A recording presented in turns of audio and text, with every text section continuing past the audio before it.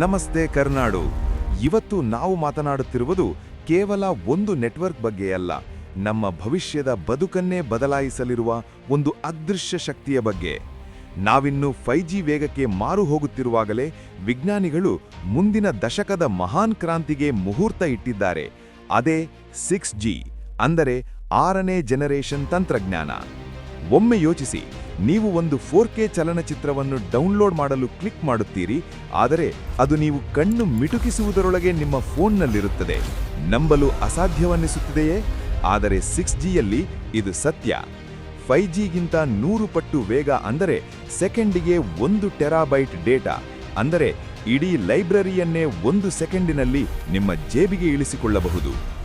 ಇನ್ನು ಗೇಮರ್ಸ್ ಕೇಳಿಸಿಕೊಳ್ಳಿ, ಇನ್ನು ಮುಂದೆ ನೀವು ಫೋನ್ ಹಿಡಿದು ಗೇಮ್ ಆಡುವುದಿಲ್ಲ. 6G ಬಂದ ಮೇಲೆ ನೀವು ಗೇಮ್ನ ಒಳಗೆ ಇರುತ್ತೀರಿ. 3D ಹಾಲೋಗ್ರಾಫಿಕ್ ಸಂವಹನದ ಮೂಲಕ ನಿಮ್ಮ ಗೆಳೆಯ ನಿಮ್ಮ ಪಕ್ಕದಲ್ಲೇ ನಿಂತು ಆಡುತ್ತಿರುವ ಅನುಭವ ಸಿಗಲಿದೆ. ನೀವು ದುಬೈನಲ್ಲಿದ್ದರೂ ಬೆಂಗಳೂರಿನಲ್ಲಿರುವ ನಿಮ್ಮ ಗೆಳೆಯನಿಗೆ ಶೇಕ್ ಹ್ಯಾಂಡ್ ಮಾಡಬಹುದು.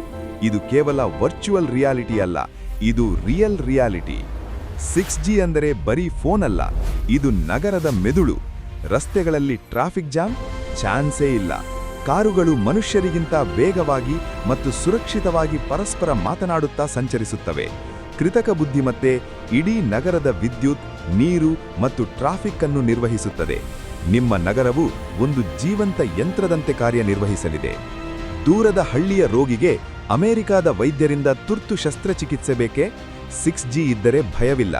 ಅತಿ ಕಡಿಮೆ ವಿಳಂಬದ ನೆಟ್ವರ್ಕ್ ಬಳಸಿ ವೈದ್ಯರು ಅಲ್ಲಿ ಕುಳಿತೇ ಇಲ್ಲಿನ ರೋಬೋಟಿಕ್ ಕೈಗಳನ್ನು ನಿಯಂತ್ರಿಸಿ ಚಿಕಿತ್ಸೆ ನೀಡಬಹುದು. ಇಲ್ಲಿ ಸಮಯದ ವ್ಯತ್ಯಾಸವೇ ಇರುವುದಿಲ್ಲ. ಅಂದರೆ ಜಗತ್ತಿನ ಯಾವುದೇ ಮೂಲೆಯಲ್ಲಿದ್ದರೂ ಉತ್ತಮ ಚಿಕಿತ್ಸೆ ನಮ್ಮ ಹತ್ತಿರವೇ ಇರಲಿದೆ. ಹೆಮ್ಮೆಯ ವಿಷಯವೇನೆಂದರೆ, ಈ ರೇಸ್ನಲ್ಲಿ ನಮ್ಮ ಭಾರತ ಹಿಂದೆ ಬಿದ್ದಿಲ್ಲ. ಭಾರತ್ 6G ವಿಷನ್ ಮೂಲಕ ನಮ್ಮ ದೇಶವು 2030ರ ವೇಳೆಗೆ ಜಗತ್ತಿಗೆ 6G ತಂತ್ರಜ್ಞಾನವನ್ನು ರಫ್ತು ಮಾಡುವ ಗುರಿ ಹೊಂದಿದೆ. ಇದು ಕೇವಲ ಇಂಟರ್ನೆಟ್ ಅಲ್ಲ, ಇದು ನವಭಾರತದ ಡಿಜಿಟಲ್ ಶಕ್ತಿ.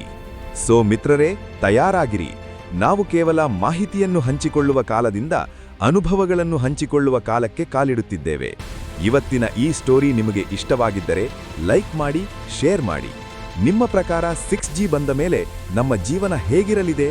ಕಾಮೆಂಟ್ ಮಾಡಿ ತಿಳಿಸಿ. ಅಲ್ಲಿಯವರೆಗೆ ನೋಡ್ತಾ ಇರಿ ಡಿಜಿಟಲ್ ಕರ್ನಾಟಕ. ಧನ್ಯವಾದಗಳು.